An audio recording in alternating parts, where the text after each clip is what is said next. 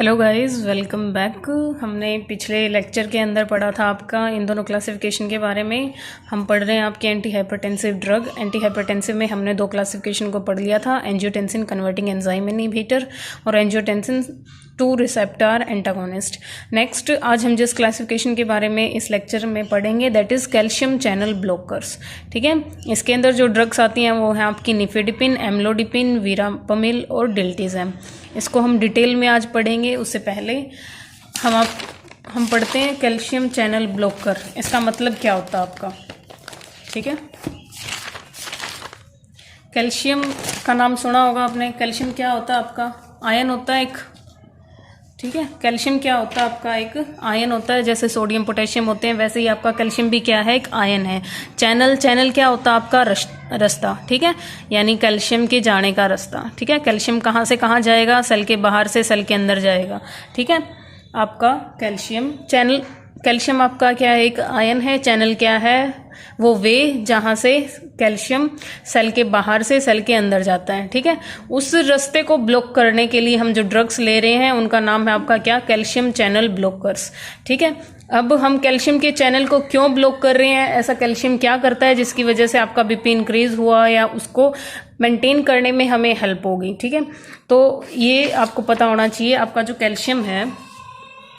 Calcium है वो एक बहुत इंपॉर्टेंट आपका इलेक्ट्रोलाइट है। कैल्शियम के बहुत सारे फंक्शन होते हैं आपकी बॉडी में। यहाँ पे हमने जो फंक्शन पढ़ना है मैं आपको बता देती हूँ कैल्शियम के और क्या क्या काम होते हैं। अगर आपने क्लोटिंग फैक्टर पढ़े हैं तो 4th नंबर का जो क्लोटिंग फैक्टर होता है वो आपका कैल्शियम होता है। ठीक है, उसके अलावा और कैल्शियम आपका क्या काम करता है, कैल्शियम यानी आपका ब्लड क्लोटिंग में हेल्प करेगा यहाँ। और क्या करता है, ये स्मूथ मसल की कॉन्ट्रैक्शन में हेल्प करता है ये। ठीक है, स्मूथ मसल कॉन्ट्रैक्शन, आपकी मसल्स हैं जो इतनी भी, चाहे स्मूथ हो, कार्डियक हो, ठीक है, स्केलेटल हो, कैसी भी मसल हो, उनकी क्या कॉन्ट्रैक्शन में हेल्प करता है। मसल की कॉन्ट्रैक्शन में ये हेल्प करता है। तो हमने जो पढ़ना है यहाँ पे, और क्या करता है आपका कैल्शियम आपका बोन्स के लिए जरूरी है, पता होगा आपको। ठीक है, तो हमने यहाँ कैल्शियम का जो काम पढ़ना है दैट इज मसल कॉन्ट्रैक्शन का। आपका जो कैल्शियम है वो आपकी आर्टरीज और वेन के अंदर जो मसल पाई जाती है उसको क्या करवाता है, कॉन्ट्रैक्ट करवाता है। ठीक है, तो उस कॉन्ट्रैक्शन को अगर हम रोक देंगे तो आपकी जो ये ब्लड वेसल्स हैं वो कैसी हो जाएंगी, डायलेट हो जाएंगी। ठीक है, जिससे आपका जो बीपी है वो मेंटेन हो जाएगा। ठीक है, तो कैल्शियम सेल के अंदर ना जाए उस रास्ते को ही हम रोक रहे हैं किन दवाइयों से, कैल्शियम चैनल ब्लॉकर से।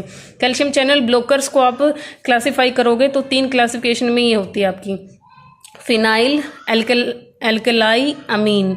ठीक है, इसके अंदर जो ड्रग आती है वो आपकी वीरापमिल, ये आपकी बहुत इंपॉर्टेंट ड्रग है।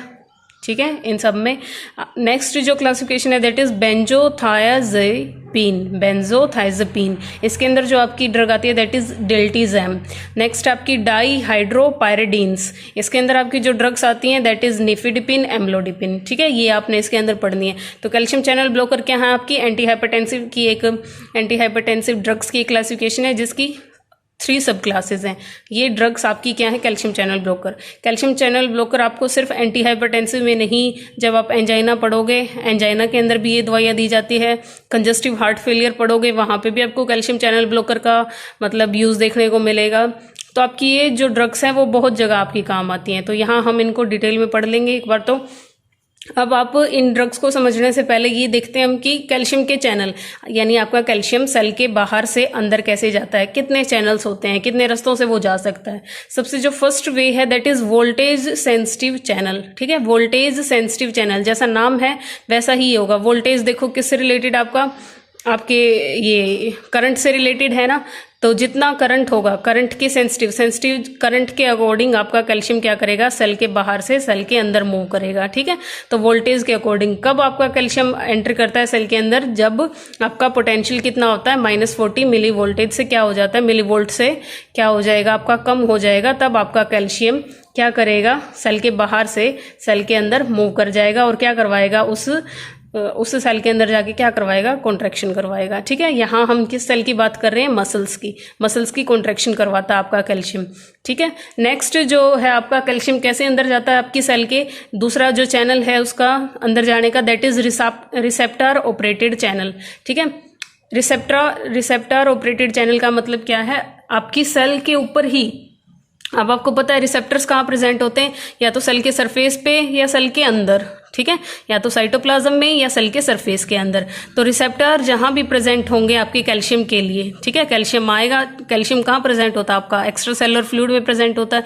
कैल्शियम जैसे ही सेल के अंदर एंट्री करेगा, या तो उसको सेल के आउटर पे क्या मिलेंगे, रिसेप्टर्स मिलेंगे उसके, जो इसको अंदर आने देंगे, या फिर इसके अंदर आने के बाद इसको रिसेप्टर मिलेंगे। जैसे ही ये सेल के अंदर एंटर होगा, क्या करेगा आपका, वहीं से फिर आपकी मसल्स को कॉन्ट्रैक्ट करेगा। और ये जो रिसेप्टर ऑपरेटेड चैनल है, ये आपका एक्टिवेटेड कब होता है? एड्रेनलिन से। एड्रेनलिन आपको पता है आपका हार्मोन होता है, एड्रेनल मेडुला ग्लैंड से रिलीज होता है। कब रिलीज होता है आपका? इमरजेंसी कंडीशन के अंदर, फियर और फ्लाइट के केस में। तब आपकी मसल्स हैं जो वो कॉन्ट्रैक्ट होंगी, तो आपको बहुत सी चीज़ें, मतलब आपको भागने में आसानी होती है, आपकी ब्लड वेसल्स अच्छे से काम करेंगी, हर एक ऑर्गन को जल्दी जल्दी क्या कराएंगी, आपका ब्लड प्रोवाइड करवाएंगे। ठीक है, तो नेक्स्ट अब जो चैनल है कैल्शियम के अंदर और बाहर आने का, दैट इज लीक चैनल। ठीक है, कुछ अमाउंट में आपका कैल्शियम लीक होता है। ठीक है, कहाँ पे लीक, यानी किसके अंदर चला जाएगा? आपका रेस्टिंग सेल के अंदर। कुछ अमाउंट जो लीक, मतलब बाहर पड़ा हुआ है कैल्शियम का एक्स्ट्रा सेलुलर फ्लूइड में, वो क्या करेगा? लीक करके अंदर चला जाएगा आपकी रेस्टिंग सेल के अंदर। और उस सेल से बाहर कैसे आएगा आपका? कैल्शियम एटीपेज एंजाइम की हेल्प से। ठीक है, तो इस तरह से भी कैल्शियम का सेल के अंदर और बाहर आना जाना रहता है। तो ये आपके 3 रास्ते हैं, voltage sensitive channel, receptor operated channel, या फिर लीक चैनल। इन्हीं चैनल्स को आप क्या कर रहे हो? बंद कर रहे हो, ताकि कैल्शियम सेल के अंदर एंटर ना करे, आपकी मसल के अंदर एंटर ना करे। मसल के अंदर एंटर नहीं करेगा तो क्या नहीं होगा? मसल के अंदर कॉन्ट्रैक्शन नहीं होगा। या फिर आप क्या कर रहे हो कि कैल्शियम सेल के अंदर एंटर करे लेकिन टाइम ज़्यादा लगे। ठीक है, उसके एंटर होने में अगर आप वो टाइम अगर आप बढ़ा देते हो, ठीक है, तो क्या होगा? तभी भी आपकी जो मसल्स हैं वो थोड़ी रिलैक्स हो पाएंगी, आपका जो बीपी है वो प्रॉब्लम थोड़ी बहुत ठीक हो पाएगी। हम इन ड्रग से पूरी तरह से क्योर नहीं कर सकते हैं हाइपरटेंशन को, लेकिन कुछ हद तक हम इलाज कर सकते हैं। तो आपको समझ आया आपको किन चैनल्स को ब्लॉक करना है इन ड्रग्स की हेल्प से। ठीक है, अब हम पढ़ते हैं इन ड्रग के बारे में डिटेल में, कौन सी ड्रग आपकी कहाँ पे काम करती है। इतना आई होप आपको समझ आया होगा। ये आपकी जो ड्रग्स हमने वहाँ देखी, निफेडिपिन, निकार्डिपिन और एम्लोडिपिन, ये आपकी आर्टीरियल डायलेटर होते हैं, यानी आपकी आर्टीरियोल जो होते हैं, आर्टरीज होती हैं, उनकी स्मूथ मसल्स पे क्या करेंगी? एक्ट करेंगी, उनको डायलेट करेंगी। और जो आपकी वीरापामिल और डिल्टीजैम थी, वो आपकी हार्ट के ऊपर काम करेंगी। आपकी जो हार्ट की मसल है ना, मायोकार्डियम, उसको क्या करेंगी? उसको रिलैक्स करवाएंगी। और ये क्या करवाएंगे? आपकी आर्टरीज को रिलैक्स करवाएंगी। ये वाली जो ड्रग्स हैं, मैकेनिज्म ऑफ एक्शन पढ़ते हैं इन ड्रग का। अब आपको इतना तो पता ही चल गया होगा इन ड्रग्स का काम क्या आपका। ये ड्रग क्या करेंगी? Block the entry of calcium, calcium को सेल के अंदर जाने से रोकेंगी। कैसे रोकेंगी? उस चैनल को बंद करके जिस चैनल से कैल्शियम सेल के अंदर जा रहा है। और वो चैनल हमने पढ़ लिए 3 तरह के होते हैं आपके, वोल्टेज सेंसिटिव, आपका लीक चैनल और रिसेप्टर ऑपरेटेड। ठीक है, तो अब अगर कैल्शियम सेल के अंदर नहीं जाएगा तो आपकी जो ब्लड वेसल्स हैं, आर्टरीज हैं, वो क्या हो जाएंगी? रिलैक्स हो जाएंगी कुछ टाइम के लिए। और क्या होगा साथ में? आपके हार्ट पे क्या इफेक्ट होगा? आपकी जो मायोकार्डियम लेयर है कॉन्ट्रैक्ट कर रही थी, वो जो कॉन्ट्रैक्शन है वो थोड़ी डिक्रीज हो जाएगी। इससे क्या होगा? आपकी जो बीपी हाई की प्रॉब्लम थी, हाइपरटेंशन की जो प्रॉब्लम थी, वो थोड़ी बहुत ठीक हो सकती है। ठीक है, ये इन ड्रग्स का क्या है आपका मैकेनिज्म ऑफ एक्शन। नेक्स्ट है कि ये फार्माकोकाइनेटिक, इसके बारे में जो आपकी कैल्शियम चैनल ब्लॉकर है, ये एब्जॉर्ब होते हैं आपकी जीआईटी के थ्रू, यानी आप ये ड्रग्स कैसे लेते हो? ओरल रूट से लेते हो। ठीक है, और all drugs are highly bound to plasma proteins. ये जितनी भी ड्रग्स हैं आपकी कैल्शियम चैनल ब्लॉकर, ये क्या होती हैं? आपकी हाईली बाउंड होती है प्लाज्मा प्रोटीन। अब आपको पता है आपकी बॉडी में कोई भी चीज़ कहीं से कहीं पहुंचानी है, आपने एक जगह से दूसरी जगह पहुंचानी है, तो वो प्रोटीन्स की हेल्प से होता है, क्योंकि प्रोटीन के अंदर ही बाइंडिंग कैपेसिटी होती है। तो ये सारी ड्रग्स आपकी हाईली बाउंड है। ये आपके जो प्लाज्मा, ब्लड के अंदर जो प्लाज्मा होता है, फ्लूइड होता है, उसके अंदर क्या कर जाती हैं? ये उनके साथ जुड़ के अब जहाँ इनको जाना होता है वहाँ पहुँच जाती हैं, मेटाबोलाइज होती हैं ये लीवर के अंदर और एक्सक्रीट हो जाती हैं यूरिन के अंदर। नेक्स्ट है यूजेज। आपकी कैल्शियम चैनल ब्लॉकर आप किन किन कंडीशन के अंदर देते हो? सबसे फर्स्ट इज हाइपरटेंशन।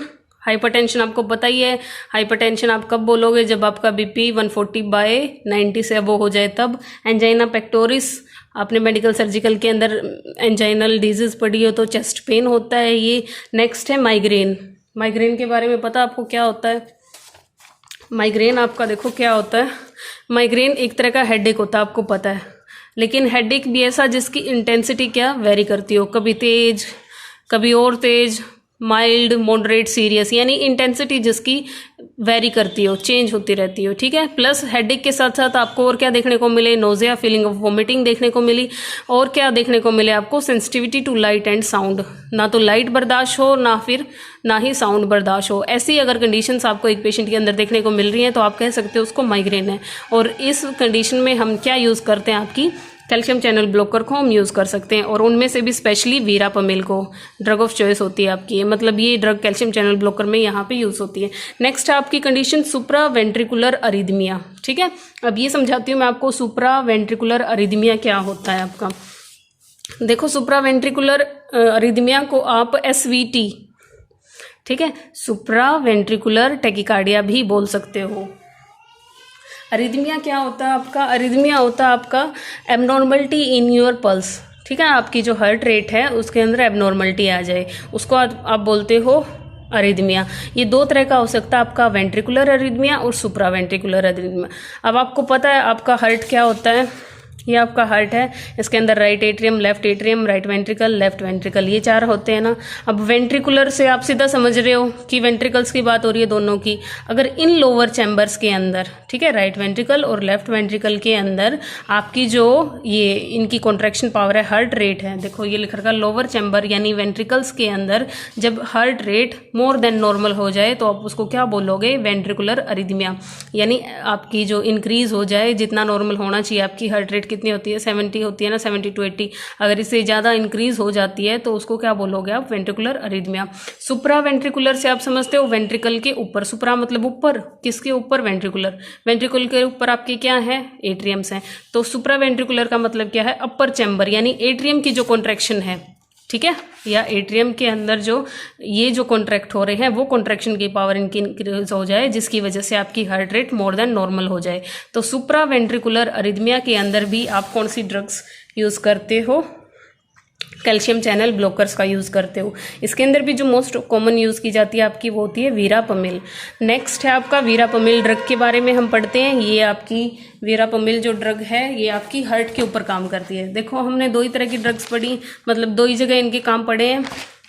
एक आपने पढ़ा है कि ये जो ड्रग्स हैं आपकी ये कहाँ एक्ट करती हैं, आपकी आर्टरीज पे, और ये जो दोनों ड्रग हैं ये आपकी काम करती हैं हार्ट पे।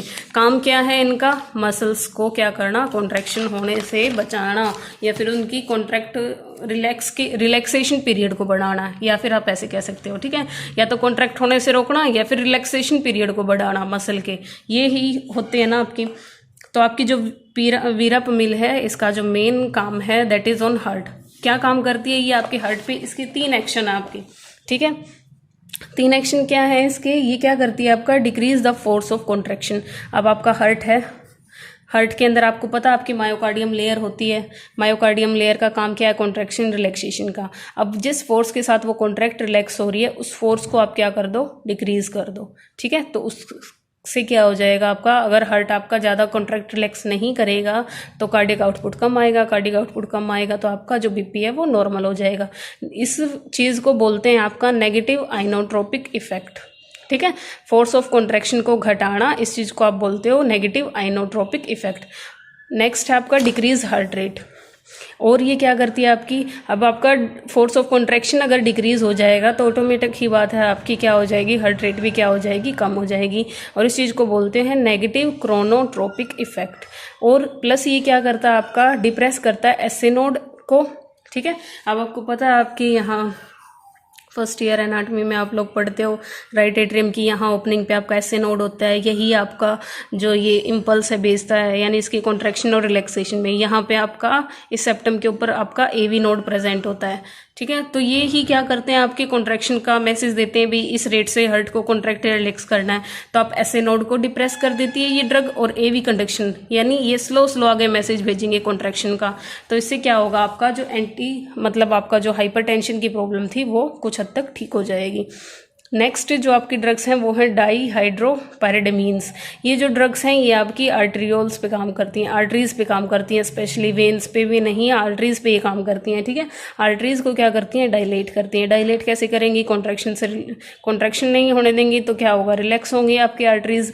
और क्या कम कर देती हैं, जब आपका आर्टरीज क्या हो जाएंगी, डायलेट हो जाएंगी, तो आपका जो पेरिफेरल वेस्कुलर रेसिस्टेंस है वो क्या हो जाएगा, कम हो जाएगा। पेरिफेरल वेस्कुलर रेसिस्टेंस समझते हो, पेरिफेरल यानी आपकी दूर वाली आर्टरीज, वस्कुलर, वस्कुलर से मतलब आप समझते हो ब्लड वेसल रेसिस्टेंस, यानी जो अगेंस्ट फोर्स लग रहा है आपकी वेसल्स के, उसको क्या कर देंगी, कम कर देंगी। निफिडिपिन इसके अंदर सबसे फर्स्ट ड्रग है। दैट निफिडिपिन जो आपकी है वो प्रोटोटाइप ड्रग होती है। प्रोटोटाइप ड्रग मैंने आपको पहले बताया होगा शायद, इनएक्टिव ड्रग को आप क्या बोलते हो, प्रोटोटाइप ड्रग बोलते हो, ठीक है।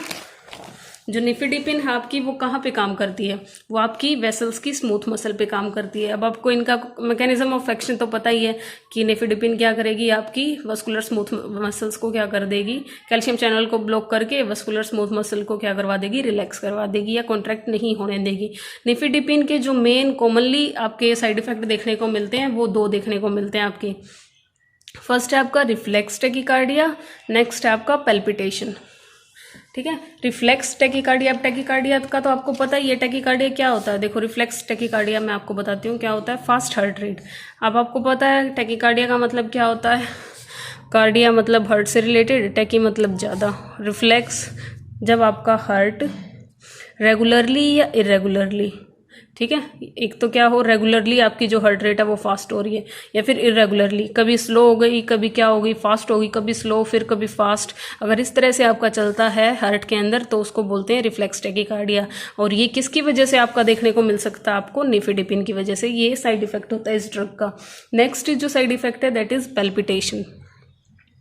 पैल्पिटेशन को अगर हिंदी में पढ़ोगे तो तुम्हें इसका मतलब मिलेगा धड़कन।